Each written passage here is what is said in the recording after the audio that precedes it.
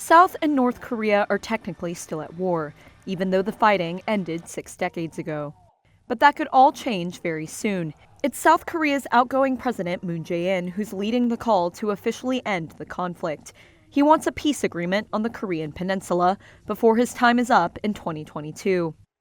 First, let's take a look at why the two Koreas are still at war. As the Korean War ground to a halt in 1953, South Korean leaders opposed the idea of a truce that left the peninsula divided.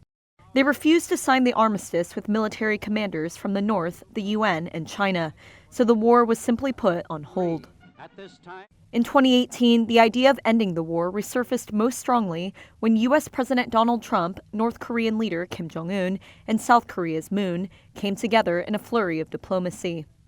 The two Koreas agreed to declare the war over by the end of that year. I've been told that Kim Jong-un would like to meet. And Trump said he'd give the effort his blessing if North Korea agreed to give up its nuclear weapons.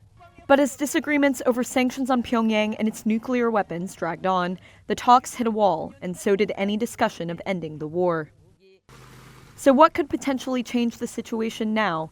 Reuters correspondent Josh Smith says the war on hold is seen as a key source of conflict by Moon and others. This is kind of seen, the war and the division of the peninsula as kind of the original sin that's left, tensions high between North Korea and then South Korea and the United States. And so it's seen as a possible first step towards reducing some of those tensions.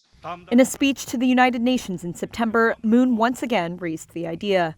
South Korea is calling first for a political declaration that the Korean War is over, then a peace treaty that replaces the armistice, and finally the establishment of a broader peace regime. Basically, where there's a lot of disagreements over things like nuclear weapons or the sanctions that were imposed because of North Korea's nuclear weapons, South Korea sees perhaps a little bit more agreement on, simply all sides saying, let's acknowledge reality. We're not fighting a literal war right now. But what would actually change on the Korean peninsula in the case of a peace agreement? North Korean officials have responded to Moon's proposals with interest, but they've called them premature without changing what it claims to be hostile policy and double standards over denuclearization. Meanwhile, some analysts in the United States say that while a peace agreement is certainly possible, it can only be made after North Korea agrees to denuclearization.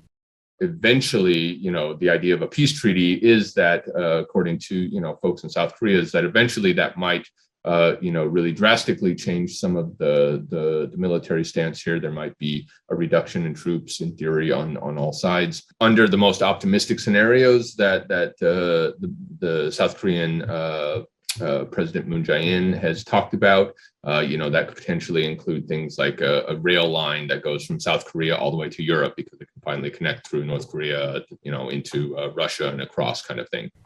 Critics of Moon's proposals also worry that arriving at a peace agreement too soon could undermine U.S. deterrence in the region and potentially embolden North Korea militarily.